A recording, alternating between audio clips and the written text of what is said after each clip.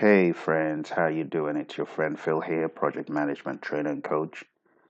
I'd like to wish you a happy 2018. Some of you have been on this journey with me for the past 2 years, some people 1 year, some people a few months. Well, I'd just like to wish you a happy new year. 2018 is the year that lots of you are going to kill this thing and get certified.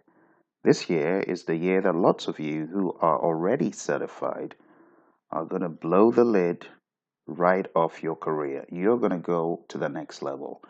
Some of you are going to become PMO directors, some of you are going to become program managers, and some of you are going to become project managers that move weight, that get stuff done, that make things happen. Remember, the PM could be a technical expert, but does not have to be a technical expert to get stuff done. That means you're going to be relying on stellar interpersonal skills. You're going to be bringing it. You're going to be delivering great value to your clients, to your employer, to whoever you're working with. It's all about the value.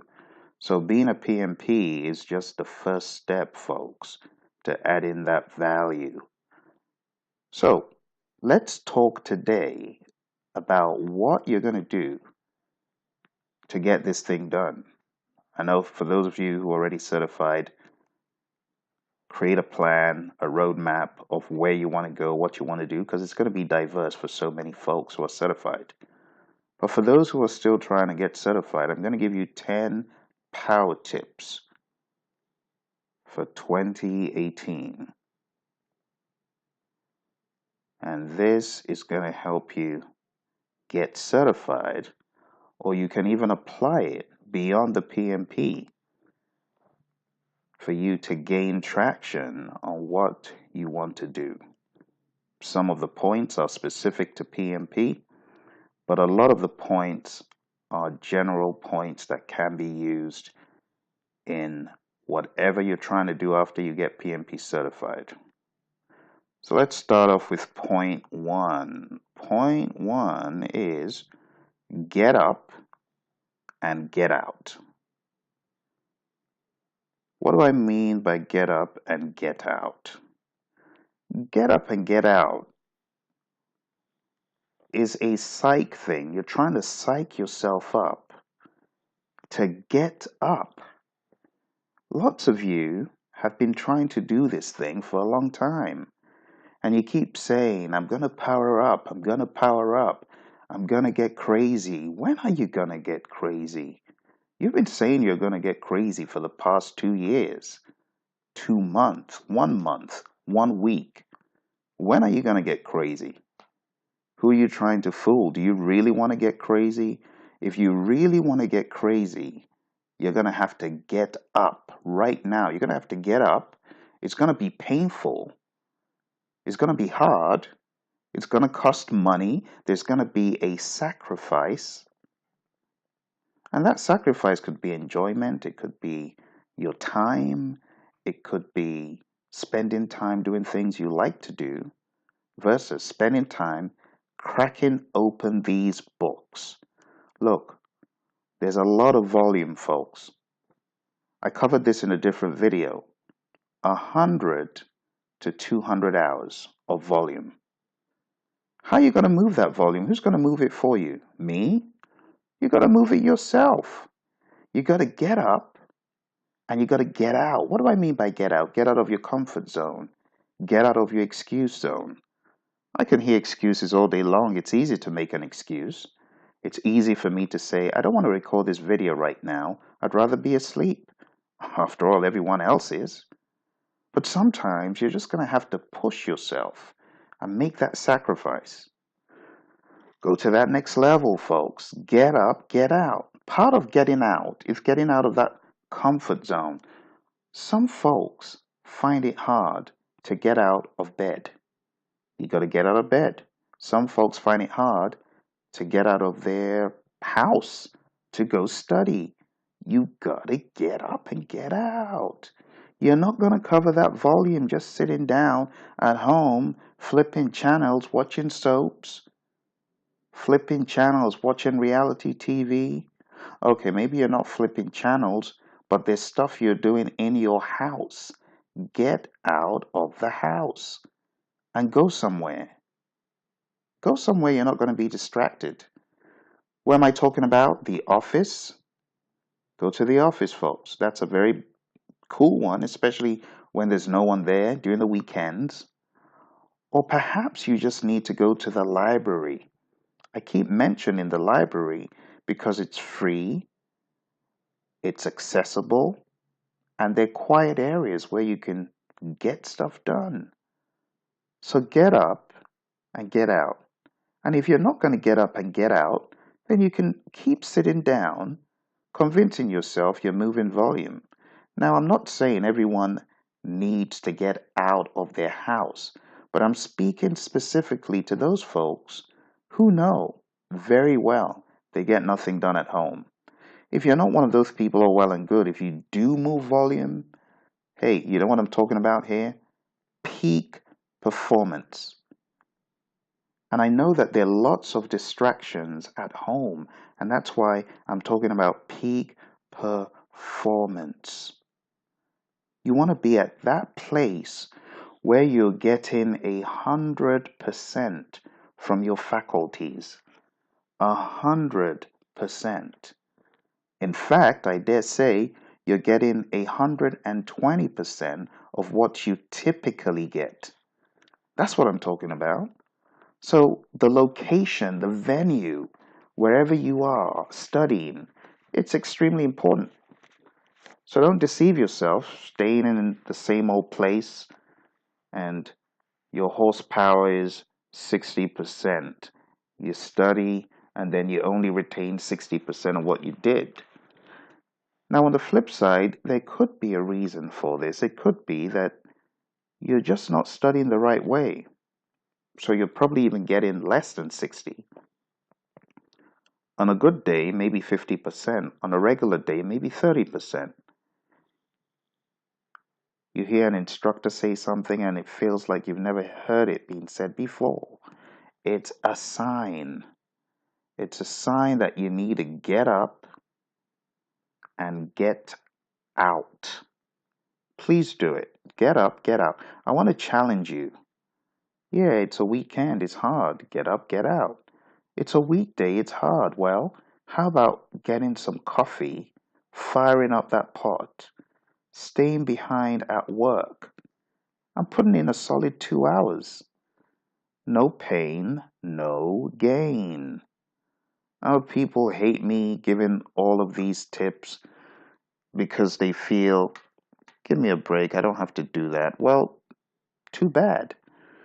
No pain, no gain. I put myself under the same pressure, so I'm telling you stuff that I know works. All right, enough said about that. Let's go to number 2. Second one here is peak performance. I've already explained what I mean by peak performance. Too many people putting in time and not getting peak performance. They're studying 4 hours, 5 hours, and you ask them questions about what they've done, and they're not able to answer. Low horsepower. You need to study at the time when you are wide awake. I mean, wide-eyed awake, not half asleep. Some folks are half asleep as they're studying. They're so sleepy. You can see those droopy eyelids, and they're not very happy at what they're doing. But you need to study when you're at your peak performance, when you're knocking stuff out of the park, when you feel like giving yourself a pat on the back to say, Phil, you're doing good. You're doing something that you've not done before. You're whacking all of these tools and techniques, inputs and outputs, processes out of the park. You have gained full understanding of this concept.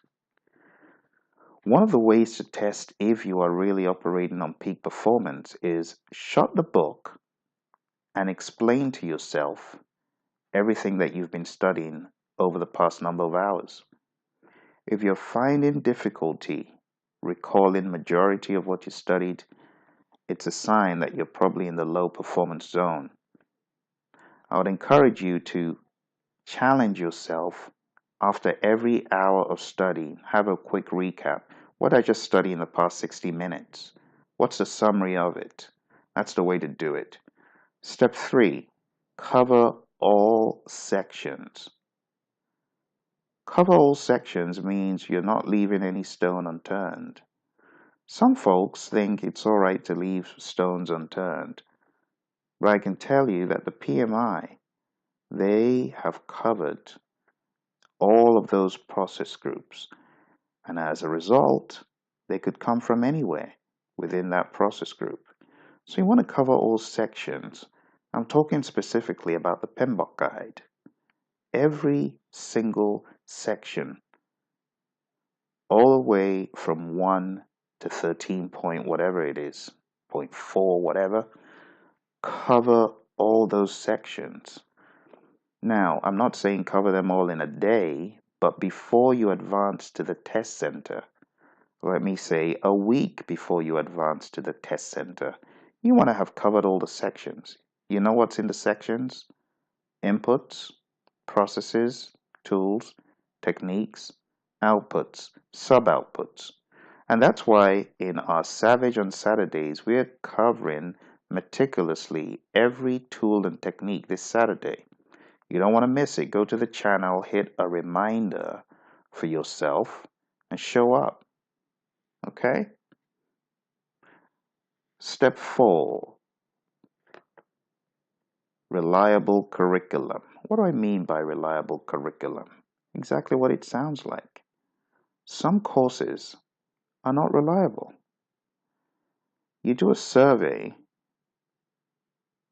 and you find out that a lot of folks took the course but didn't really get success. Or people took the course and are complaining. This is a bit weak. Hey, if you have friends complaining to you that this stuff is weak, you need to listen to them. If you go to a website or you do your analysis and your reviews of courses out there and people say that these courses are weak, you better believe it. Those courses are as weak as soggy cardboard. You definitely don't want to be caught doing a weak course. So you want to use a reliable curriculum that kicks people into shape. And I keep telling folks, go to where you're getting value, where you're getting attention. If you're not getting attention from your coach, from your instructor, from the firm you're studying with, you're in the wrong place. If you're sending them questions and no one's getting back to you, you're in the wrong place. That's weak. That's no good. So you want to make sure you are on a crazy PMBOK diet. I can't count how many students who passed the exam this week that have written to me and told me, Phil, PMP exam is the bomb. That's the mothership. You master that, everything else falls into place. So your curriculum needs to be aligned to give you a crazy PMBOK diet. That's what I'm talking about. And our curriculum does just that. So if you haven't checked out our curriculum, I want you to go to PMSucceed.com. Now, I keep telling folks, if what you're working with is working for you, that's fine. But if you feel in the back of your mind, this stuff is weak, man. These mock exams, how could I be getting a 70? How can I be getting an 80? I don't feel that strong. This stuff must be wrong. Hey, that's your inner voice telling you, get off the bandwagon and jump on another. So you might want to go to PMSucceed.com and look into that, okay? Next thing is step 5. I want you to develop a habit of taking tests, okay? Some folks, they don't take tests, but I want you to take a 50-question test unfailingly. A 50-question test at these peak hours. For some folks, they could do it at 25 hours in Take a 50-question test. Oh, I've not covered all the chapters. So what? Take it. See where you stand. Take another one at your 50 hours of study mark. What is this going to help you do? It's going to help you very rapidly, one, find the gaps in what you've studied, and two, find the gaps overall in what you've not studied and in your associations. That's what I'm talking about. Some people are waiting too long to take a mock exam. Too long. You might want to go Google Earned Value Apocalypse. Take our Earned Value 20 plus question quiz. I think it's about 20 to 30 minutes long. Take it after you've studied time and cost. See where you stand. And get other crazy tests like that to find out where you stand. Don't wait till you get to 100 hours, 200. That's like the Big Bang. That's not being agile. You want to be agile in your PMP study. What is agility? Frequent delivery of deliverable. What's the deliverable? Your gap list. You want to find that gap list. You want to nail that gap list down and hone in on it. Make sure that you've covered all your gaps. So I want to encourage you to take these 50 question tests in these 25, 50, 75, 125, if you wish, chunks. All right. Now, on our curriculum, we actually have tests that are shorter and they're more frequent. At the end of each knowledge area, you get a quiz, and then there are other quizzes you could take as you move along the course. All right. So those 50 question quizzes, or if they're shorter and more frequent, that is also very good. Step 6, you want to take a big test. The big test. And you want to take these at the 100, and if you're one of those who gets to 200 hours of study, 100 and 200 hours in. Do that crazy 200 question test. It's not going to be a big bang because you would have already begun to find out your gaps. So your gaps should come out as a gap list, and you close all those, and then you take this big test. Okay, take that big test. 100, 200 hours in. If you're one of those folks you get done at 100 or 150 hours, well, take 2 big tests whenever you can. And I would say take these tests definitely 2 weeks before D-Day, because you want to close any additional gaps you find. All right? Step 7. I want you to follow my mantra. My mantra is a knowledge area a day. What does it do? It keeps the blues away. A knowledge area a day keeps the PMP blues away. You don't want to have the PMP blues. PMP blues is for folks who aren't doing what they should. You want to cover a knowledge area a day. Someone says, well, Phil, I'm doing my best. I've got my work, my job, this and that. Well, first of all, I'll say get buy-in from your stakeholders. People at work might even give you time off to study. It might amaze you, but it happens.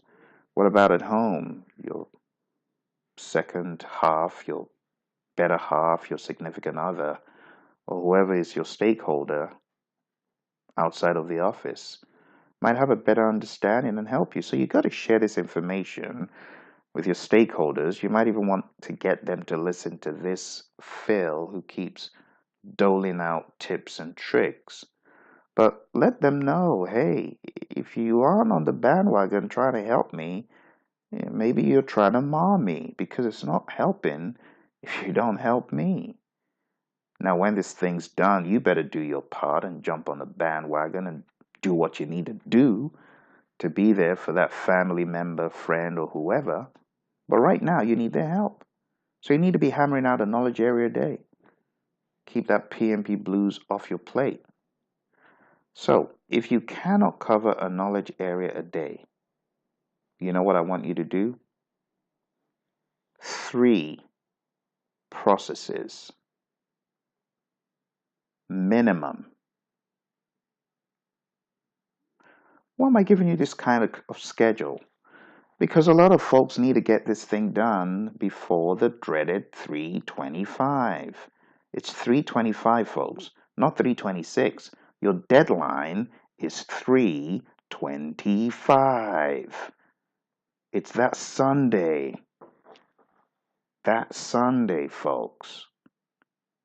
You got that deadline. How you going to get it done?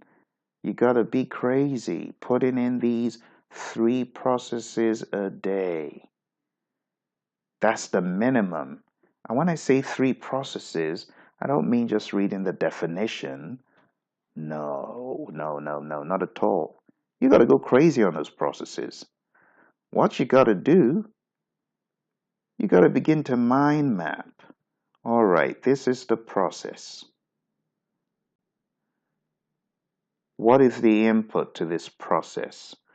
Oh, the input is a business case, for example. Which other one have you got?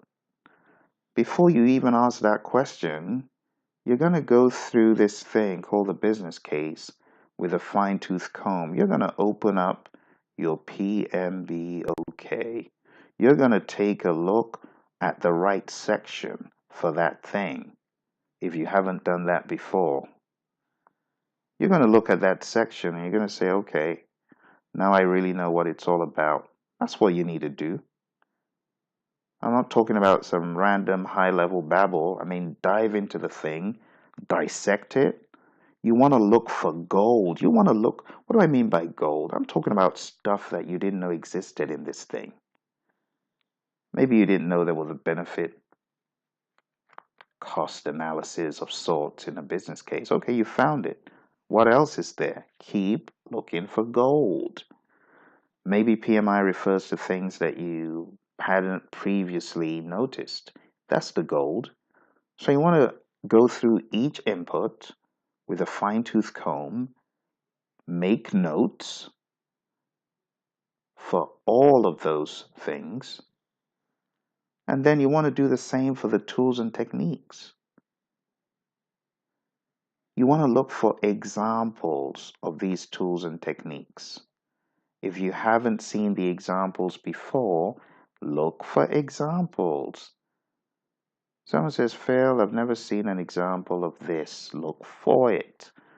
Phil, I don't know what expert judgment is. Look for it.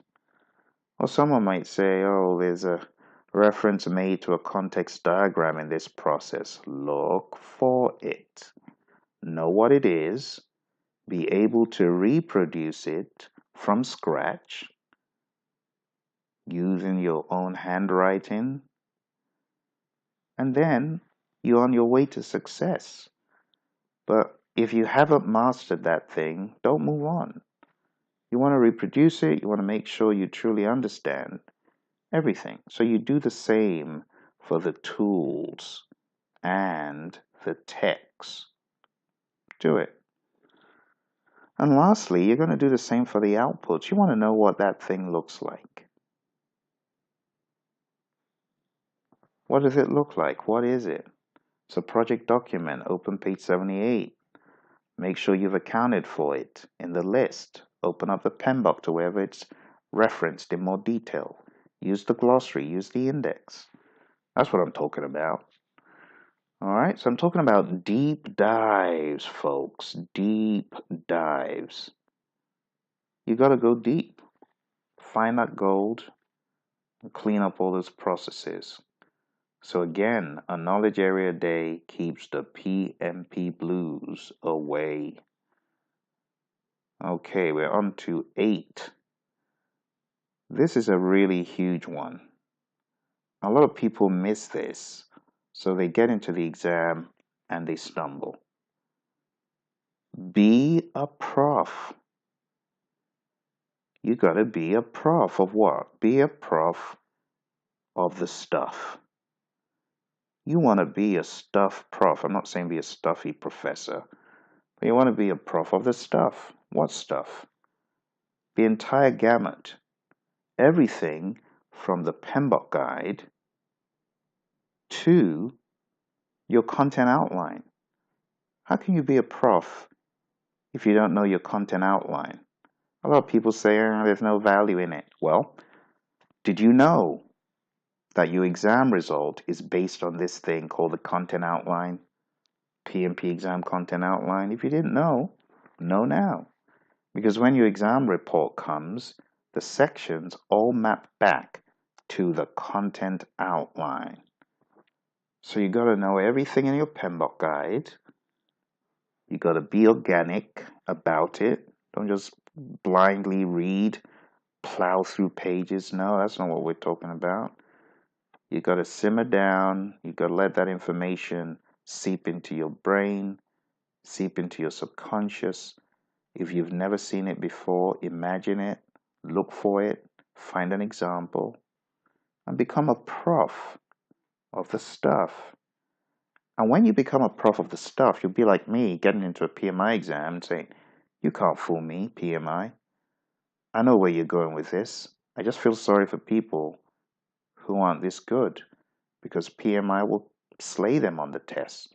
That's the level I want you to get to. I want you to get to the level where you get into the exam and it's all transparent. You're seeing it. You're like, okay, I know what you're trying to do. You're trying to make me think this, but I can smell right through what you're trying to do. In order to do that, folks, you got to be a prof of the stuff. In the past few weeks, I've had so many students get above targets in so many areas. It's almost ridiculous. I'm talking about week after week after week. Above targets. Some folks getting above targets, all above targets. Those are folks who became profs of the stuff. Gotta be a prof. And once you master this stuff, it stays with you, it sticks with you. The sensibilities of it stick with you. So be a prof of the stuff. You'll be glad you did. And just hobble through, be a prof. Command some respect on that test. All right, we're almost down to the end now. 9, I want you to join the band. What do I mean by join the band? I couldn't resist it. I just had to use that word. After all, the PMI refers to an orchestra in the 6th edition. So why can't I say join the band? Join the band, folks. I'm talking about our group. It's our study group.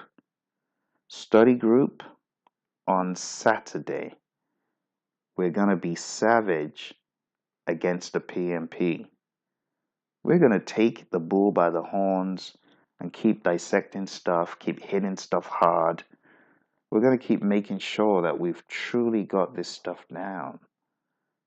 So join the group. If you haven't, go to our page on YouTube, our homepage, and look out for the advert right there on the left that tells you we've got something coming up on Saturday. Join it. Join it, get inspired, get motivated, hook up with other folks who are trying to get this PMP exam off their back, and get inspiration and get motivation. All right? That's what it's all about. Final thing. I want you to participate. What do I mean by that? I want you to type in answers. I want you to ask questions. You got to participate.